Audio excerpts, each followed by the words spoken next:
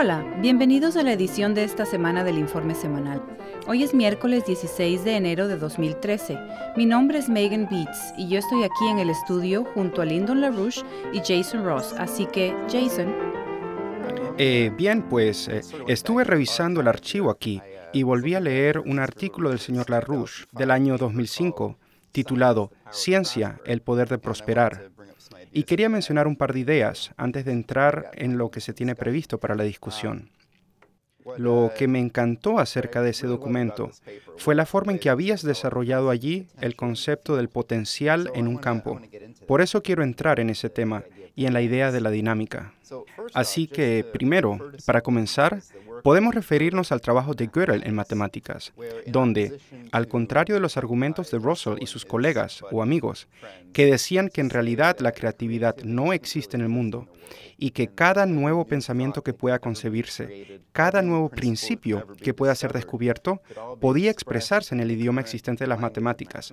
Gödel demostró que no hay un lenguaje definitivo en las matemáticas y que incluso en lo que parece ser el mundo puramente lógico de la aritmética, demostró Gödel que si se trata de la conclusión final sobre cómo funciona ese idioma, o bien a tu lenguaje le falta algo, hay una declaración verdadera que no puede expresar, o llega a decir demasiado, es decir, cosas que no son verdaderas.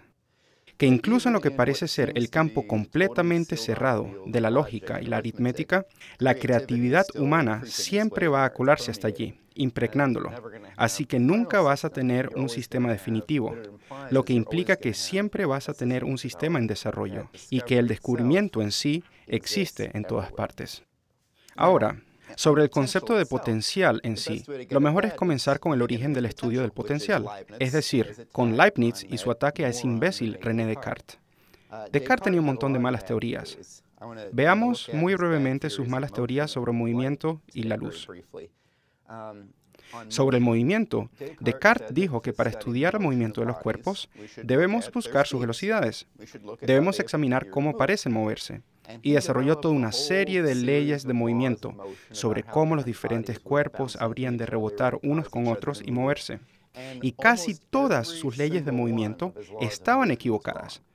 No solo algunas de ellas, la mayoría estaban equivocadas. La mayoría de las cosas que escribió en ese libro están equivocadas. Y si realmente hubiera hecho cualquier experimento para ver si tenía razón, se hubiera dado cuenta. Pero en realidad ni se preocupó de eso. Solo para mostrar un ejemplo, Descartes había dicho que la cantidad de movimiento en cuerpos en movimiento se mantiene. Es decir, si tenemos un sistema de objetos en movimiento y se toma cada uno y se mira su masa multiplicada por su velocidad cuando interactúan entre sí, se mantendrá esa cantidad de movimiento. Pero solo para tomar este caso simple de una bola en movimiento que choca con otra en reposo, como se ve aquí, hay muchas maneras diferentes de que esa interacción se produzca, donde se conserva la cantidad de movimiento. Puede que te sorprenda, pero esto es lo que Descartes dijo que pasaría. Algo que lo observas y sabes que no es lo que sucede en la vida real. Así que Leibniz se lo pasó de maravilla, escribiendo ensayos y realmente insultando y burlándose de Descartes. Dijo que no estaba seguro de cómo tan pésima idea podía habérsele ocurrido a una persona pensante. Aquello con lo que Leibniz reemplazó la estúpida idea de Descartes fue lo que él llamó vis viva, fuerza viva. Esto no es una cosa de la percepción sensorial. Quiero decir, tú utilizas tus sentidos para mirar las cosas en la naturaleza, por supuesto, pero el poder que un cuerpo en movimiento tiene para lograr algo en el futuro no se mide por lo que parece estar haciendo ahora. Y Leibniz planteó entonces algo muy importante. ¿Qué podría realizar este movimiento? ¿De qué manera? ¿Qué tipo de trabajo podría realizar? Definitivamente un concepto extraño para René Descartes. Lo que Leibniz desarrolló fue que había que mirar la velocidad de un objeto al cuadrado para tener una idea del trabajo que podría realizar posteriormente. Y la velocidad al cuadrado no es algo intuitivo de la percepción sensorial. Nunca piensas en esos términos. Por ejemplo, al ver a dos personas corriendo, no dices que si se elevaran al cuadrado sus velocidades, una de ellas sería 2 veces más rápida. No significaría nada, no es algo intuitivo.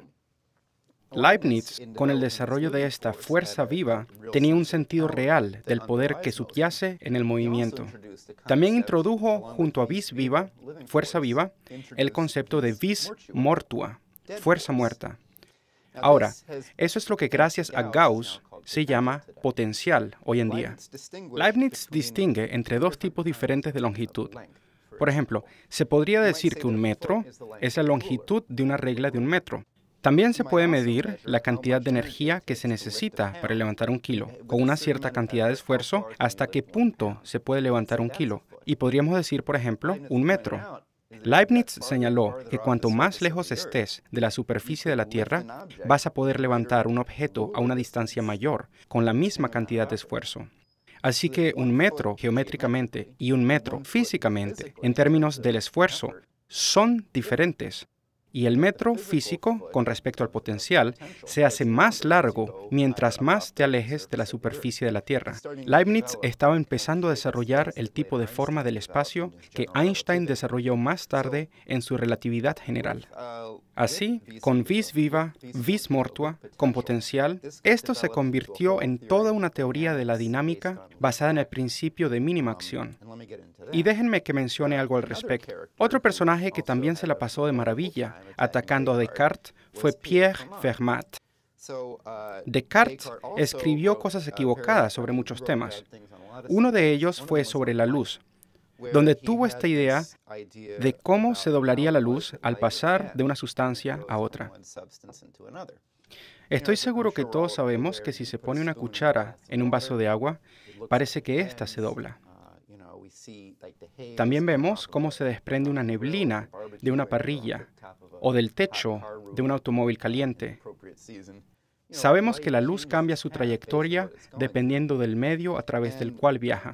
Y Descartes publicó un libro donde había una fórmula de cómo se dobla la luz cuando va del aire al agua. Pero su explicación fue increíblemente ridícula. Dijo que la luz en realidad se aceleraría cuando ésta entra en el agua, porque le gusta mucho estar en el agua.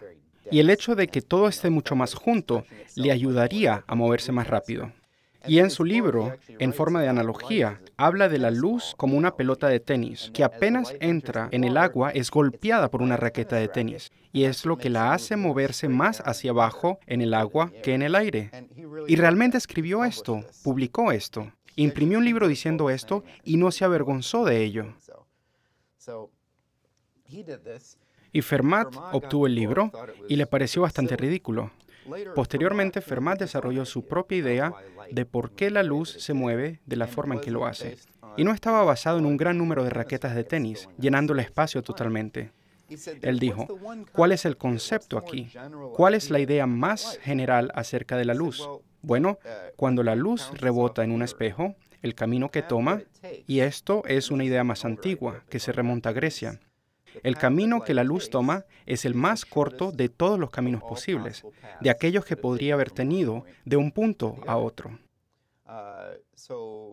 Así, por ejemplo, la trayectoria que ves aquí, llamada ACB, es más larga que la ruta ALB. Utilizando el punto debajo del espejo, Fermat pudo demostrar que ACB', por ejemplo, es la misma longitud que ACB y que ALB, una línea recta, es la ruta más corta posible desde el punto inicial A hasta la imagen reflejada del punto, es decir, B.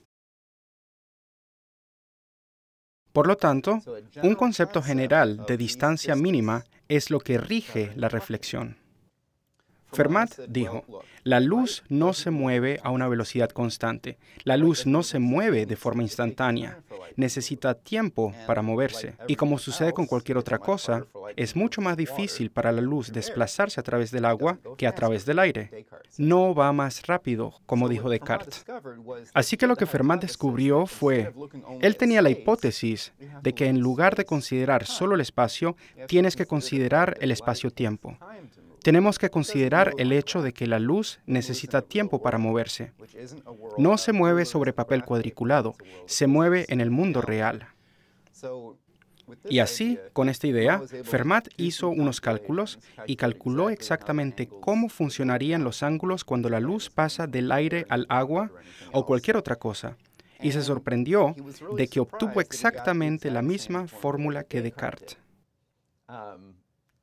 Leibniz señaló que probablemente Descartes obtuvo la fórmula copiándosela a Snell, quien también había descubierto esto en Holanda, y además era un profesor en la universidad a la que asistió Descartes, así que parece bastante claro de dónde obtuvo la idea.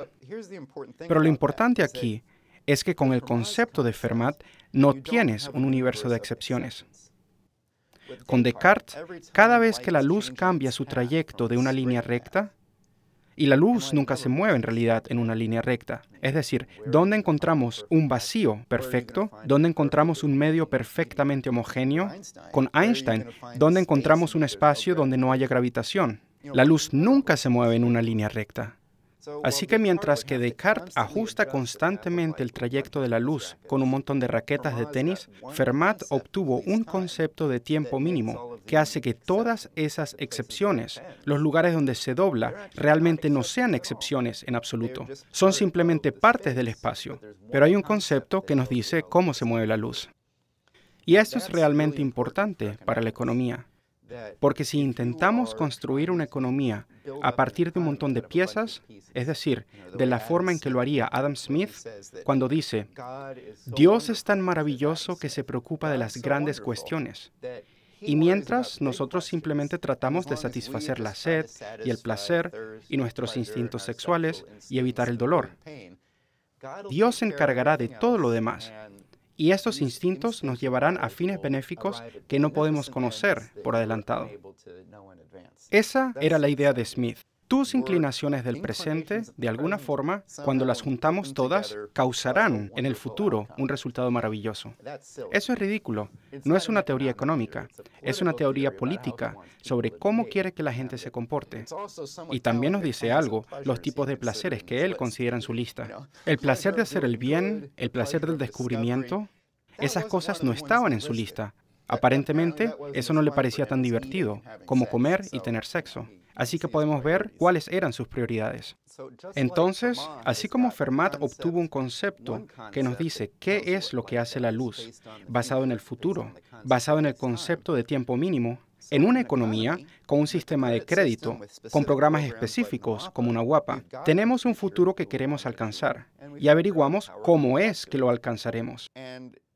Y hacer eso no es sacrilegio. No estamos ofendiendo a los dioses de la economía si decimos que vamos a planificar el futuro. No importa lo que te diga un economista neoliberal o un testigo de Jehová, se puede hacer esto de forma exitosa. Solo una cosa más sobre potencial que mencionaste en este documento y que me pareció muy útil cuando estábamos organizando en esa época. Cuando explicas el campo y el concepto de potencial, y que, por ejemplo, con la deslocalización, y esto se escribió durante el gran cierre de la industria automotriz, cuando se deslocaliza, digamos que se toma una fábrica y mudamos todas las máquinas y herramientas a otra parte del mundo, donde la infraestructura en general está en peores condiciones, cuesta más crear energía debido al uso de tecnologías inferiores, el transporte no es tan bueno, etc. Que incluso si la fábrica tiene exactamente la misma maquinaria en ella, de todas formas será menos productiva debido al potencial en el que se encuentra. La meta de la infraestructura y del desarrollo científico es cambiar el potencial de toda la economía, no agregándole partes individuales que sean mejores, aunque eso ciertamente sucederá, sino causando una mejora en la plataforma de la economía como totalidad. Y si escapamos del pensamiento monetarista y de buscar simplemente sumar un montón de ganancias individuales y comenzamos a pensar sobre cómo vamos a hacer para mejorar la totalidad de la especie a través de tecnologías específicas que tengamos como objetivo desarrollar, podemos tener un futuro maravilloso. Y esto es lo que quería mencionar como introducción. Bien, pienso que lo que dijiste es simplemente un contraste excelente con la enfermedad que permea en la sociedad, que es la forma en la que casi todos en la sociedad y civilización actual están habituados y entrenados a pensar sobre el futuro, la economía, ¿Cómo va a ser el futuro? Que se manifiesta en esta discusión completamente ridícula sobre tendencias estadísticas.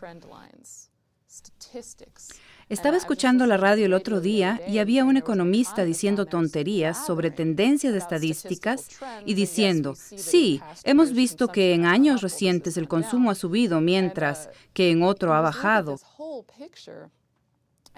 Y ver este panorama general es aterrador ante lo que la humanidad enfrenta hoy en día, que es lo que tú has venido insistiendo, que en las siguientes semanas, no meses ni años, en las siguientes semanas, enfrentamos una explosión total hacia la hiperinflación si continúan las políticas actuales de este gobierno.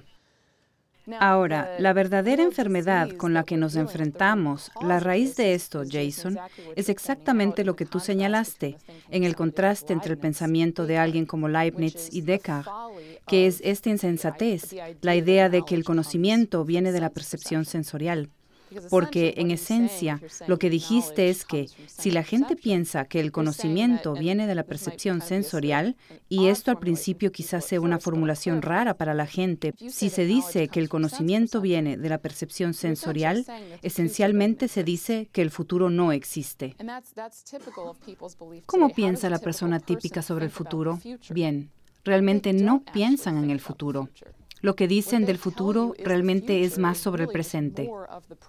Nos encontramos con este tipo de cosas todo el tiempo, cuando organizamos a la población y a las autoridades sobre el cambio necesario con la introducción de la ley Glass-Steagall, cuando nos acercamos a alguien y le decimos, hey amigo, necesitamos Glass-Steagall la próxima semana. La respuesta tipo reflejo es, eso nunca sucederá. ¿Cómo saben que nunca sucederá? Dicen, porque yo no veo que suceda, yo no veo que lo que dices vaya a suceder, en lo que me está sucediendo en este momento, en lo que me rodea. La idiotez consiste en creer que ese futuro que proponemos vendrá por algún tipo de extensión de las condiciones actuales. Esa es la enfermedad inherente. Si tomamos siquiera los principios de una realidad científica, en lugar del enfoque habitual de esto, se ve que eso es completamente falso. Así no es como opera el universo. Así no es como realmente funciona la mente humana ni la especie humana. Y esto se puede ver. Un ejemplo que yo quería mencionar es simplemente mirar la evidencia biológica, la evidencia de la existencia de vida en la historia del planeta Tierra. Allí observamos un par de características. Una, obviamente, vemos un gran cambio que ha ocurrido desde el comienzo de la existencia de vida en el planeta, desde entre 3 y 4 millones de años aproximadamente hasta el presente. Obviamente vemos un gran cambio en los tipos de especies que existían en la Tierra. Pero también vemos un par de otras características del cambio que ha ocurrido. Número 1. De lo que podemos decir del registro biológico, hemos visto como tendencia general un aumento en la diversidad de especies en el planeta. Número 2. Hemos visto un aumento en la característica específica que el científico estadounidense Dana llama cefalización, que es observando la morfología de los organismos con el paso del tiempo. Se ha visto una tendencia hacia una morfología que se orienta más en torno a la capacidad cognitiva, un mayor enfoque hacia la cabeza y la capacidad de interactuar con el medio ambiente. La tercera característica general del cambio de las especies, con el tiempo, ha sido un aumento de la densidad del flujo energético. Las especies que existen ahora, a diferencia de las especies que existían en el pasado, presentan realmente una mayor tasa de flujo de materiales a través de sus cuerpos, una mayor tasa de cambio del entorno y una mayor penetración en la Tierra, hacia entornos en los que no podían existir antes. Así, la vida en su conjunto se ha ido haciendo más potente con el tiempo. Es una tendencia general, pero esto no ha sucedido poco a poco, no ha sucedido como un proceso de cambio gradual, simple, lineal, 1 más 1. Lo que ha sucedido es algo a lo que nos hemos referido en nuestro sitio web, así que no voy a entrar mucho en detalle aquí. Pero la forma en que se han producido estos cambios han sido repentinamente. La sustitución repentina de un sistema existente de organismos con un sistema de organismos nuevo, superior. Y un ejemplo rápido y útil es el reemplazo del sistema de los dinosaurios. Estas criaturas grandes, lentas, atontadas, reptiles. La sustitución de este sistema y todos sus componentes por el sistema de aves y mamíferos, que es lo que generalmente vemos hoy en las especies que nos rodean. Así, lo que describimos aquí es realmente un proceso creativo, donde algo nuevo es generado de manera repentina.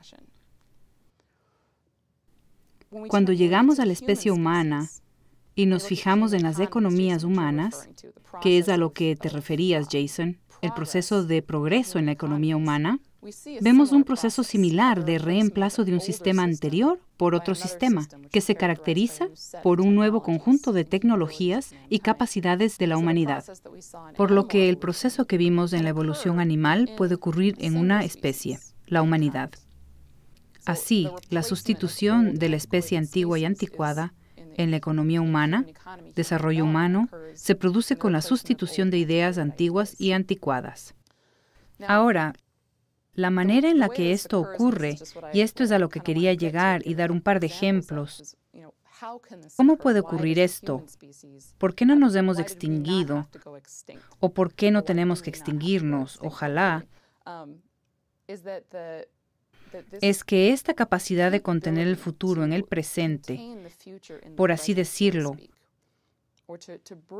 o de crear el futuro, viene dada por el hecho de que la mente humana es capaz de percibir este estado futuro. La mente humana es capaz de existir más allá del presente, por así decirlo, y de percibir la existencia del futuro, que actualmente sería completamente indetectable por sistemas animales, incluido el sistema animal de percepciones sensoriales humanas. Y Lynn, tú has discutido esto en tus escritos recientes, como sobre la no certeza sensorial, así como el caballo de Troya de Obama, que si la especie humana insiste en aferrarse a la idea de conocimiento a través de la percepción sensorial, sería un error mortal. Estaríamos intrínsecamente condenados al fracaso porque los sentidos solo pueden decir lo que está sucediendo en el presente, no tienen ningún conocimiento del futuro. La mente humana sí. Así que me gustaría comenzar con algunos ejemplos del ámbito de la música clásica y la composición clásica, de la cualidad de la mente que es capaz de existir más allá de las ideas habituales del tiempo, de las ideas habituales de cómo el futuro es construido a partir del presente o de cómo el todo debe construirse a partir de las partes. El primer ejemplo con el que quiero comenzar es Mozart, a quien en una ocasión se le pidió describir cómo componía y cómo se le ocurrían sus ideas. Y respondió: mi manera de escribir y elaborar cuando soy, por así decirlo, completamente yo y estoy de buen ánimo, digamos viajando en un carro o caminando después de una buena comida o durante la noche cuando no puedo dormir, es entonces cuando mis ideas fluyen como un arroyo. De dónde y cómo vienen no puedo decir. Aquellas ideas que me placen, las conservo en mi memoria y las tarareo a mí mismo. Si continúo de esa manera, pronto se me ocurre cómo puedo convertir este o aquel bocado a un buen plato, es decir, de acuerdo a las leyes de contrapunto, a las peculiaridades de los diversos instrumentos, etc. Esto enciende mi alma, crece continuamente y lo extiendo cada vez más amplio y más brillante, y llega a estar verdaderamente casi completo en mi cabeza, incluso si es largo. De manera que a partir de ese momento, lo veo de un solo vistazo, exactamente igual que un cuadro hermoso o una chica linda, desde arriba, en mi mente. Y en mi imaginación, no oigo las partes sucesivamente, una tras otra, sino que las escucho a la vez. Es realmente un festín. Ahora, esto se repite con otro gran músico, Wilhelm Furtwängler, quien de nuevo estaba describiendo el proceso de creación artística. Dijo entonces, miramos más de cerca este proceso y nos encontramos con que podemos distinguir dos niveles. En el primero, cada elemento individual se combina con los adyacentes para formar elementos más grandes. Así, él está describiendo la construcción de las partes, una parte con la parte contigua en el tiempo. Y estos elementos más grandes se combinan entonces con otros, y así sucesivamente, un lógico crecimiento hacia afuera, de las partes hacia el todo. Pero a otro nivel, la situación es la inversa. La unidad dada, el todo, controla el comportamiento de los elementos individuales dentro de ella, hasta el más mínimo detalle. Lo esencial a observar es que en cualquier verdadera obra de arte, estos dos niveles se complementan entre sí, por lo que el uno solo será efectivo cuando se combine con el otro. Ahora, creo que la pregunta que surge es, ¿esta unidad que está describiendo, dónde existe? Y quiero leer una cita más de él. Creo que va a aclarar el punto aún más. Dice, el proceso artístico que tiene su punto de partida en la unidad del todo se basa en el concepto de una visión más o menos completa de ese todo, que creo que es lo que Mozart está describiendo. Para el artista en el trabajo en este contexto, siendo no un estado, una condición, sino una actividad dinámica de lucha y victoria.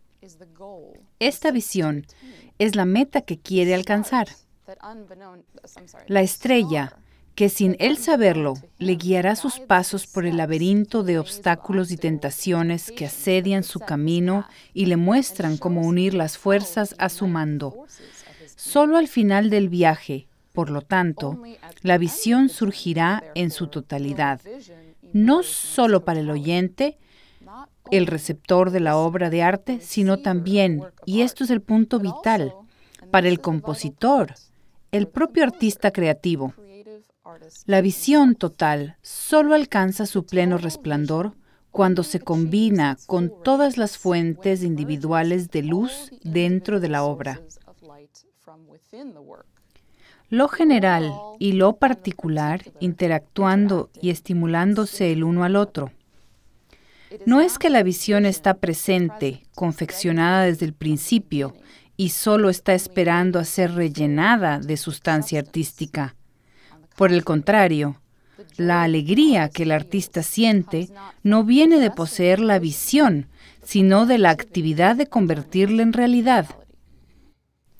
Y me parece algo muy conmovedor, y creo que cualquiera que haya experimentado esto en el proceso de ejecución de una gran pieza de arte clásico, especialmente con otras personas, y estoy segura de que esto se aplica a la ejecución de un drama, la recitación de poesía, donde hay una experiencia realmente conmovedora de ser apresado por el todo, del cual se tiene una conexión completa y cierto conocimiento, pero de una manera en la punta de la lengua, donde tú estás siendo empujado hacia la realización de algo.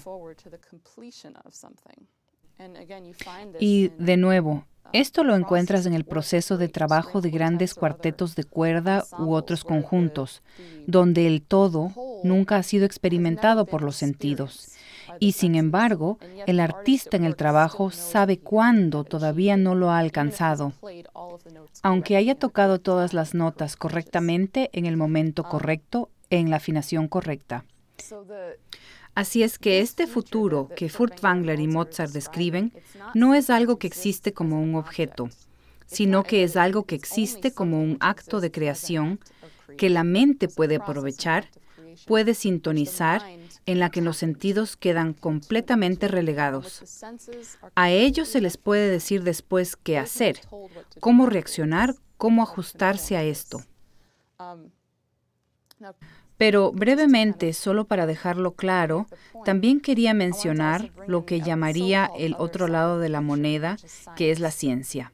Porque lo que sucede en la ciencia no es en modo alguno diferente. Y solo quería leer dos cositas. Primero, un texto de Vernadsky, quien, de nuevo, está lidiando con esta experiencia del trabajo científico creativo y se enfrenta con el problema de que esto es muy difícil de expresar en palabras.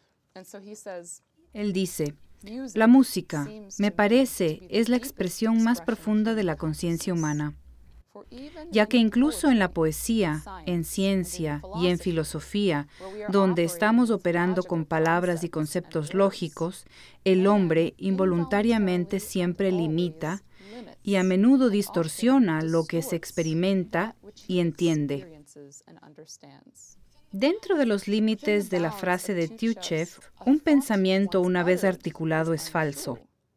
Y en la música tenemos pensamientos que no articulamos. Y a continuación, Einstein también, en una entrevista, expresó algo similar. Y creo que aquí también verán que él expresa este sentimiento de ser conducido hacia algo. Dice, muy rara vez pienso, en modo alguno, con palabras. Viene un pensamiento y puedo tratar de expresarlo después, en palabras. Durante todos estos años, tuve una sensación de dirección, de ir directamente hacia algo concreto.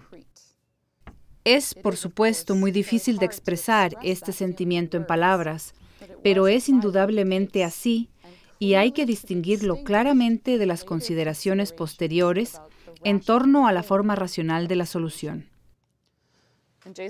Y Jason, creo que esto se refiere a lo que tú también mencionaste, sobre Gödel y la falacia de tener algún tipo de sistema matemático completo que pudiera expresar todos los descubrimientos posibles, todas las cosas posibles que tendrán que expresarse sobre el universo.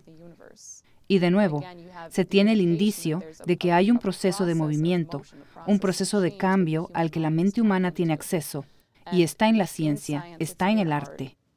Y creo que la gente hoy en día debería estar muy molesta de que haya habido este ataque, de que lo que fue desarrollado y cultivado desde Cusa, pasando por Kepler, pasando por Bach, y luego a través del siglo XIX, que es un período increíblemente fértil en el desarrollo de la mente humana, esa capacidad del ser humano de cultivar de una manera consciente y tener acceso a estos principios invisibles de cambio en el universo y de tener control sobre ellos, esta es la cultura que fue atacada deliberadamente. Y fue atacada en la cultura, con los románticos, con Franz Liszt, Strauss, con modas horribles en el drama que comenzaron a ser dominantes en Francia y Alemania, reemplazando a Schiller, a Goethe y a Shakespeare. Y mira la música romántica, la música programática. Fíjate en la música de Liszt y Strauss, ¿y cuál es la idea? Bueno, la idea es el momento, la emoción del momento, la emoción de la experiencia sensorial, una narración literal de eventos, con sonido, en lugar de la expresión de este tipo de calidad de ideas. Y creo que la gente necesita darse cuenta de que es por esto que ellos piensan de la forma que piensan hoy. Ha habido un ataque deliberado. Estos movimientos románticos en la música abrieron la puerta al positivismo en la ciencia. Es lo mismo. Es la idea de que no se puede conocer nada excepto lo que se observa en ese momento. Así que es este el desafío al que nos enfrentamos hoy en día, y creo que la gente debe adoptar esto como su pasión, porque se trata de la supervivencia de la humanidad. Se les ha hecho algo para que piensen de una manera antinatural. Y creo que la gente también puede tener confianza con toda esta evidencia de que el futuro se produce por un acto creativo. Y el desafío en la política hoy es tener éxito realmente en lograr que la gente se dé cuenta de que realmente podemos implementar políticas en coherencia con la verdadera naturaleza de la mente humana en el universo. Bien, la forma en que esto se expresa en el aspecto más simple es que tú eres capaz, si no has sido abusado o destruido en cierta manera, eres capaz de crear una acción que no está determinada solo por el pasado, sino que está determinada por un potencial de un pasado variable. Y por lo tanto, las dos cosas están relacionadas mutuamente. El pasado próximo y el momento actual están mutuamente relacionados, porque si haces un movimiento creativo, una innovación, a continuación tienes que considerar cuál es el efecto de tu innovación en lo que sucedió anteriormente. ¿Es esa innovación posible, legítima? ¿Es esa innovación algo que se puede deducir de lo que precedió? Y con la creatividad nunca es así. Siempre estás viviendo en el futuro. Es la condición natural de la humanidad y es la diferencia entre la humanidad y las bestias. Por lo tanto, decimos que gente como, por ejemplo, Liszt fue maltratado. Él perdió la capacidad. Estaba en una comunidad de personas que eran músicos, que eran creativos, y en algún momento queda tan enfáticamente seducido por el golpear de una nota que tiene que hacer que todo encaje en la nota anterior. Nunca va a la nota siguiente, va a la nota anterior y trata de influir en el futuro de un modo fijo. Y se encuentra atrapado en modos fijos, como un animal que está tratando de hablar. También puedes ver cómo él tomó obras de otros compositores e hizo con ellas adaptaciones para piano increíblemente asquerosas, casi como si tratara de matarlas para tratar de llevarlas a su mundo. Lo que ellos quieren decir es, bueno, voy a darte lo que quieres, lo que ya viviste ayer o antes de ayer. Y así es como funciona. Así que la diferencia entre el animal y el ser humano reside exactamente en esa cuestión de lo que llamamos creatividad. Tomemos Bach, es un ejemplo perfecto. Sus preludios y fugas ejemplifican exactamente ese principio. Porque la misma idea de la fuga per se es exactamente eso. Y por lo tanto, hay una relación legítima en la consideración que tienes de la nota que precedió a la nota que estamos tocando. El punto es, digamos que si quiero alcanzar esto, una meta, un propósito, una innovación en el curso de la historia, tengo que considerar qué precederá la llegada al destino particular del que hablamos. Por lo tanto, lo que estás haciendo, eso es exactamente el proceso de una fuga. Así es exactamente cómo se hace una fuga. Tiene que haber dos o una serie de voces que se alternan, como si estas voces fueran personas, pero tienen esta ley común, aceptan esta ley común, que se llama el principio del futuro. Y todo lo que introducen, una frente a la otra, debe tomar en cuenta lo que es congruente con la intención que se está tratando de alcanzar. Así, el punto que se alcanza es una satisfacción máxima, que se experimenta con gran intensidad en las notas próximas o en las expresiones justo antes de eso. Porque en eso es en lo que estás mirando el futuro próximo o el pasado inmediato con respecto al futuro, y eso es lo que te gobierna. Y ese es el principio en esto. Los seres humanos tienen el poder de la creatividad, pero no tienen el poder de la creatividad a menos que respeten ese principio. Porque si no aceptan ese principio, condicionarán su comportamiento a la congruencia. Buscarán la consistencia. Hay leyes del pasado que se deben obedecer mientras se entra en el futuro. Y esa es la razón por la cual la gente se vuelve estúpida. Se vuelven bestias, porque todos los animales se comportan así. Se comportan como criaturas bestiales. Pueden divertirse mucho, ser juguetones, etc. Pero en términos del pasado. Descubren el pasado de otra persona, adoptan el pasado de esa persona como comportamiento. Y eso los llega a controlar. Ellos hablan un cierto idioma. ¿Por qué hablan ese idioma? Se puede hacer todo tipo de expresiones con el uso del idioma, pero lo que se ha hecho es que se ha predeterminado una norma para la expresión de ideas. Existen, entonces, dos tipos de personas. Personas que se rigen por una norma predeterminada, que recitan el mismo himno el mismo día, cada año y en la misma forma, en donde el niño o el adulto, hombre o mujer, son iguales. Están todos atrapados en ese hábito. Y la condición habitual de la humanidad es que se le dice, no hagas ningún cambio a lo que te hemos condicionado a aceptar como precondición. Debes cumplir esas condiciones. Pero, por otro lado, eso no es humano. Eso es bestial. Y la verdad reside en la disposición de cambiar el futuro. Es cuando te mueves para cambiar el futuro que cuestionas todo el sistema. Entonces debes ver cuáles son los antecedentes que conducen hacia tu elección de futuro. Y lo que tenemos es una sociedad que es más o menos estúpida. Por lo tanto, les gusta la tradición.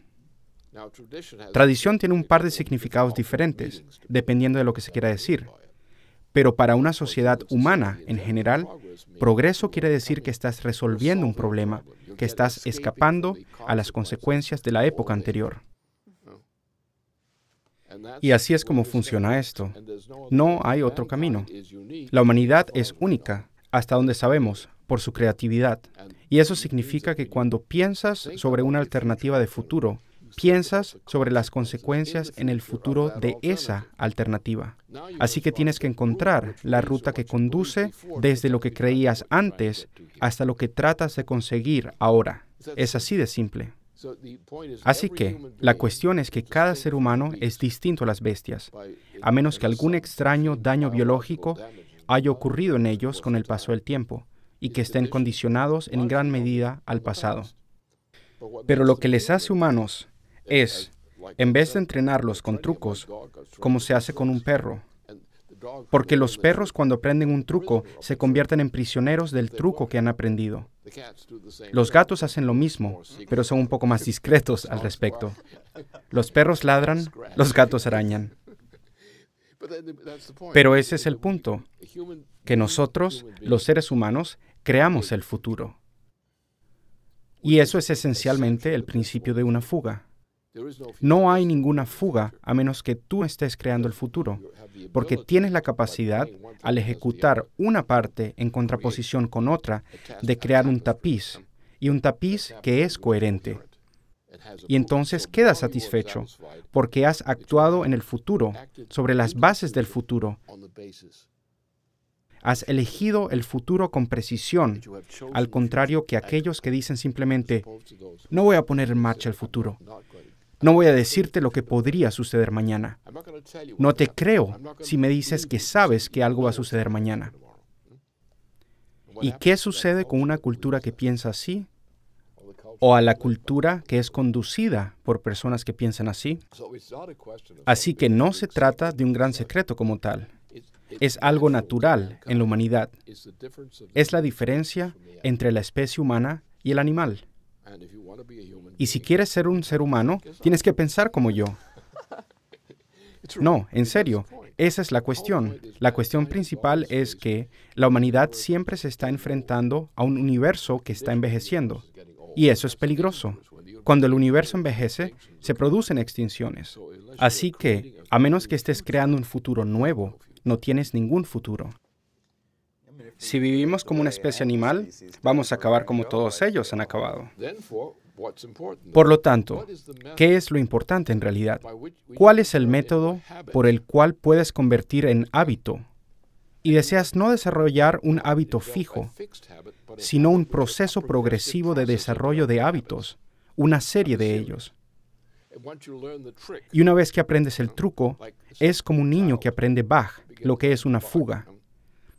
Bueno, el niño conseguirá una comprensión muy simple de eso, pero aprendes a comprender cómo funciona la regla en condiciones muy específicas. Ellos encuentran una reacción emocional cuando aprenden cómo hacer esto y dicen, esto está bien. Sienten que es correcto o sienten que eso está mal. ¿Por qué no funciona? ¿Por qué no funciona, mamá? Y estás tratando de encontrar el camino de la satisfacción, donde obtienes el placer de lo que aún tienes que experimentar. Y así reconoces entonces que vives en una sociedad de personas que están estupefactos. Están condicionados a responder al miedo al futuro, a temer que puedan crear el futuro y que sea malo, porque los malos vendrán a buscarlos. Y eso es lo que sucede. Por ejemplo, ¿qué pasa con los campesinos? ¿Qué pasaba con los esclavos en el Imperio Romano? ¿Qué pasa con los subordinados en todos los sistemas de este tipo? Que las personas son intimidadas. Permanece en tu lugar. Esto no lo aceptamos. No eres una autoridad. No tienes derecho a decir eso. No se te permite decir eso. No se te permite pensar. Si quieres pensar así, solo asegúrate de no decirlo. Y si realmente quieres tener cuidado, ni siquiera pienses en eso, porque podrías llegar a decirlo y tendría consecuencias. Así que tienes gente ahí fuera, básicamente masturbándose, y lo llaman música. Sí, y esto surge de nuevo porque también existen cosas como el movimiento de la música atonal, que no es un movimiento honesto. De nuevo, esto salió de la intención deliberada de destruir lo que había hecho Bach, Schumann, etc. Y se presenta a la música atonal, Wagner y otras cosas, como una pretensión de querer romper con la tradición, una pretensión de querer ir al futuro. Así, el argumento presentado por Schoenberg y estos otros es, todo ese clasicismo, ya hemos hecho todo lo que se podía hacer con esto. Vamos a pasar a la nueva música. O al menos otros lo habían hecho. Sí, y vamos a pasar a la nueva música y vamos a crear tipos de armonías y ritmos y combinaciones de tono que nadie haya hecho antes. Y esto es progreso, y dejar de aferrarse a su tradición. Ahora, el problema es sobre qué principios están operando. Y esto es lo que mencionaste con la fuga, la idea de la búsqueda de una unidad, la búsqueda de una idea, la llegada a un futuro, que es la realización de algo. Pues bien, no existe con esta nueva música. Y Furtwängler, que era muy serio, realmente pasó mucho tiempo tratando de exponer realmente la locura de este tipo de cultura. Porque, ¿qué es esto? Una vez más, es la idea de la emoción del momento, la experiencia del sonido. Y la manera en que Furtwängler lo describe, que es realmente precisa, es que este tipo de música solo tiene partes, no tiene un todo. Aquí no hay ninguna idea presente, es solo sonido. Pero creo que hay una distinción importante, porque a lo que tú te refieres no es simplemente una reacción a la situación actual. No se trata de ir más allá de una vieja tradición o romper con la tradición. Realmente tienes que tener una visión del futuro que es comparable a un descubrimiento y que realmente pueda sentar las bases para continuar el progreso del hombre. Bueno, lo contrario se caracteriza por el Coliseo, el comportamiento en el Coliseo. Ahí el público actúa, por ejemplo, ¿por qué la tortura? O tipos similares de intereses del espectador. ¿Por qué resulta atractivo? ¿Cuál es el mensaje de la tortura? ¿Cuál es el mensaje de ese tipo de crueldad e indecencia, como en la arena romana? ¿Cuál es el placer de esas personas reunidas en el circo romano? La emoción más exquisita que cualquiera de ellos experimentará jamás es ver al hombre de al lado en el Coliseo ser asesinado. Y para ellos, en un momento dado, ser asesinados es algo que pueden aceptar como una experiencia existencial. Eso es lo que hacen. Es a lo que llegas. La gente va al ring para golpearse mutuamente. No van al ring para ganar. Puede que digan eso, pero van al ring porque quieren experimentar el ring. No estarían allí si no quisieran experimentarlo. Ahora, la gente que entra en el ring generalmente ha sido entrenada para ello. Han tenido un entrenamiento extenso para participar en el ring. Son derrotados con frecuencia y regresan. La próxima vez va a ser mejor. ¿Pero qué están haciendo? ¿Qué están practicando? ¿Qué tipo de sociedad es la que practica esto, como en el circo romano? Y luego tienes esa clase de heroísmo, de la muerte en la arena. Y el gran placer en cierto tipo de espectadores de presenciar a alguien siendo asesinado en la arena. O atormentando perros. O viendo a perros atormentando gatos. A los gatos puede que les guste hacer eso, pero ellos son gatos, no son seres humanos. Nuestro poder aquí es la capacidad de crear el futuro y la necesidad de hacerlo. Y la capacidad de experimentar esa intención de antemano para ver lo que es necesario y verlo de antemano y ser capaces de ver los pasos con los que ocurre el proceso de un punto a otro, particularmente en un desastre. Y ahora mira la población que tenemos. ¿Qué son todos esos malditos tontos que creen en Obama, que no lo odian, que no lo desprecian? ¿Qué son? ¿Solo masoquistas? No, son degenerados. La degeneración en su caso, como en el caso del Coliseo romano o de las personas que bajan del Coliseo y se encuentran en la arena, es que aceptan la experiencia como algo natural. Ellos dicen, bueno, nosotros comemos gatos, ¿no? Comemos perros, comemos ciervos. ¿De qué han de quejarse estos? Es su destino, es su naturaleza. Así que lo que ves es una cuestión de depravación. Hablamos del estado de prever el futuro. ¿Pero qué es ese estado? Ese estado es un reconocimiento de la obligación de limitar tu comportamiento a lo que exige la sociedad como estándar. No te desvíes de él. La propia supervivencia de la especie humana es precisamente rechazar el estado de existencia que existía anteriormente, porque tienen un sentido del futuro real, tienen un sentido de capacidad de la humanidad, de la capacidad de la humanidad para existir en un momento futuro, cuando el sol no exista.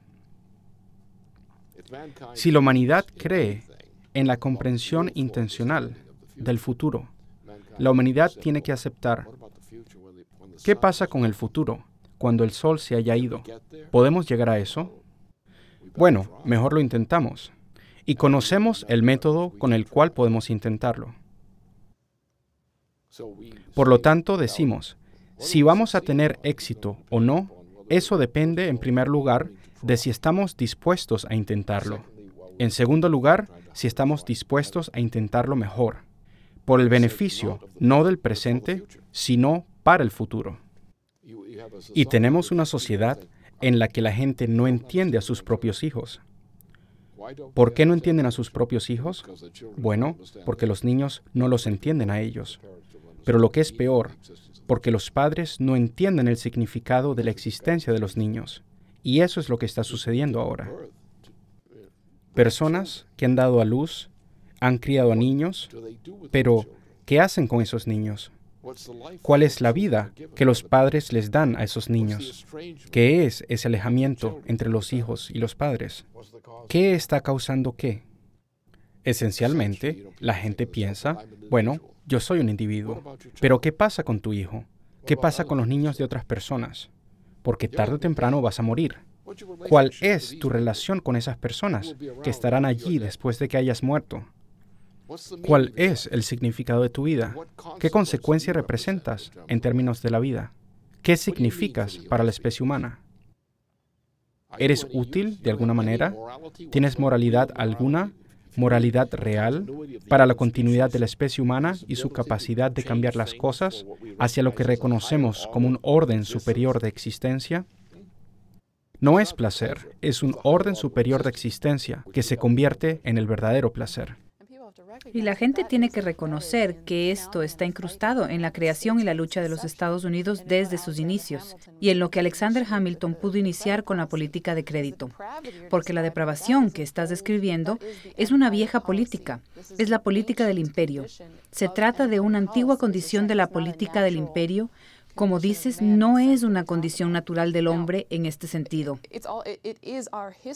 Ahora, nuestra historia como estadounidenses, de la fundación de un sistema económico, fue sentar las bases para que hagamos exactamente qué. Prever dónde queremos ir en el futuro y realmente facilitar eso. y es el reconocimiento de este proceso como valor. No dinero, no el momento, no el objeto, sino el proceso de crear algo que no podía haber existido en caso contrario. Eso es valor. Y eso es totalmente un arma de la que disponemos hoy. Quiero decir, el imperio como existe hoy y la forma en que han sido capaces de mantener esta depravación está en bancarrota, están colapsando.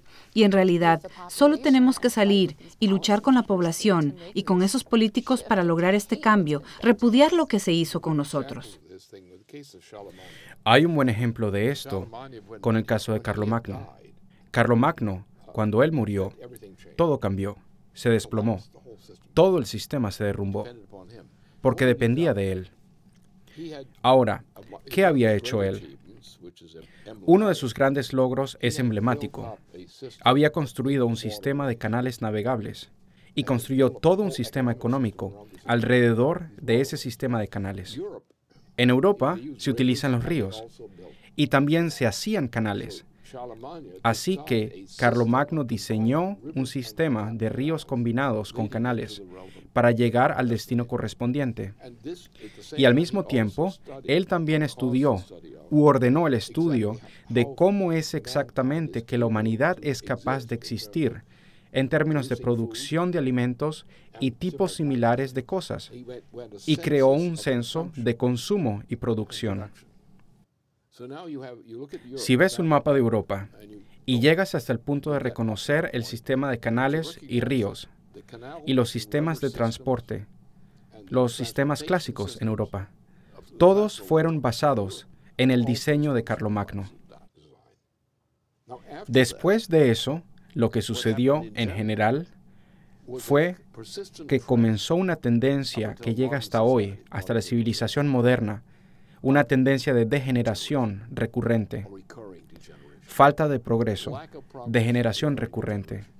¿Qué es lo que estamos viendo hoy en los Estados Unidos o en Europa? Lo mismo. Y la dura realidad es que apenas en la década de 1990 finalmente terminaron la conexión entre el Danubio y el Rin, que completó la intención de Carlomagno. Y, aparte de los ferrocarriles, no ha cambiado mucho en los sistemas de transporte público, sistemas de transporte realmente eficientes, utilizados todo el tiempo por la población en general. Y el desarrollo de la agricultura, lo mismo. Así que tenemos el desarrollo en la agricultura de Carlomagno, el desarrollo de esos sistemas. Y una vez que el liderazgo había desaparecido, que era Carlomagno, y sus sucesores asumieron el control, tuvimos una destrucción inmediata de la civilización europea. No solo la civilización europea, sino la civilización en torno al Mediterráneo. Y eso es una expresión práctica de exactamente cuál es el problema. Tienes algunas personas, por ejemplo, Carlomagno y algunas otras en otras áreas, que entendieron el futuro y practicaban el futuro. A continuación, hemos tenido una regresión recurrente de vuelta al infierno. Por lo tanto, es la creación del futuro lo que caracteriza a Carlomagno, incluyendo todo su censo. Organizó todo un sistema de cómo organizar a la sociedad para el progreso. Y una vez que había muerto, entonces las peleas que se desataron entre sus herederos y otros provocaron una destrucción completa, una regresión al viejo sistema. Y la creatividad tendió a desaparecer. Si estás viajando en Francia, por ejemplo, lo ves en varios niveles, porque Francia fue una cultura muy importante en un momento dado, durante siglos enteros. Y entonces te encuentras con todas estas memorias, te encuentras con estas grandes catedrales, te encuentras con una cultura particular, la música y otras cosas, y puedes ver el flujo y el reflujo del progreso para adelante y hacia atrás en esa parte de la civilización. También lo puedes ver en los Estados Unidos, cómo la civilización, si comparamos Franklin Roosevelt con lo que vino después. Eisenhower había detenido la degeneración, y a continuación Kennedy realmente relanzó el progreso. y lo mataron. Y ese fue el final del progreso en los Estados Unidos. Eso es lo que estamos padeciendo. Así que la cuestión no es placer como tal, sino una característica necesaria de la especie. Es una característica intrínseca de la especie humana, que sea capaz de hacer realidad su aptitud para el futuro. Eso es lo que falta. Y es el deseo por el futuro, que no es el presente. El deseo de que la siguiente generación que criemos sea mejor que la generación de sus padres y sus abuelos. Ese deseo.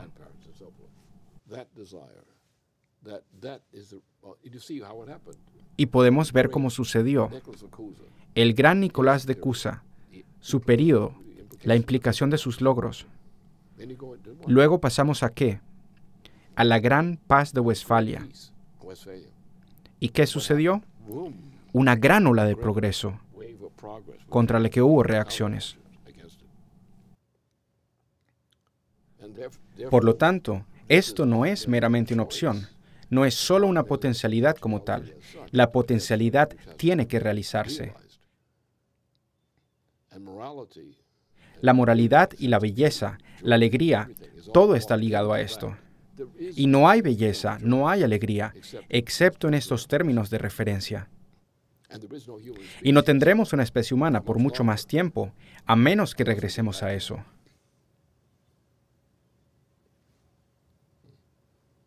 Esa es nuestra misión. Y no hay nada más realmente divertido. De acuerdo. Creo que es suficiente por esta semana. Que se diviertan. Gracias por acompañarnos. Síganos en larouchepac.com.